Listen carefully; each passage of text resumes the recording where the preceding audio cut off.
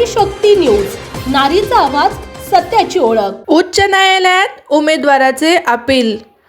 फुरसुंगी उरुळी देवाची नगर परिषदेच्या निवडणुकीदरम्यान मतदार यादीत नाव नसलेल्या नगर अध्यक्ष पदाच्या उमेदवाराने उच्च न्यायालयात दाद मागण्यासाठी धाव घेतली आहे।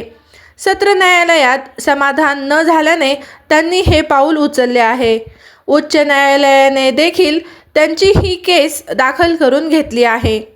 फुरसुंगी उरुळी देवाची नगर परिषदेच्या निवडणुकीत नगर अध्यक्षपदाचे इच्छुक उमेदवार नितीन गायकवाड यांचे लोकसभा व विधानसभेच्या निवडणुकीच्या मतदार यादीत नाव होते।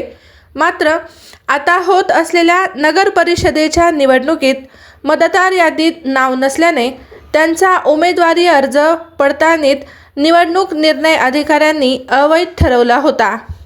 त्यामुळे त्यांनी जिल्हा सत्र न्यायालयानंतर गायकवाड यांनी उच्च न्यायालयात निवडणूक आयोगाच्या विरोधात याचिका दाखल केली आहे। त्यामुळे निवडणूक आयोगाने दुसऱ्यांदा जाहीर केलेल्या तारखेला 20 डिसेंबर रोजी मतदान होणार का याबाबत प्रश्न उपस्थित झाला आहे।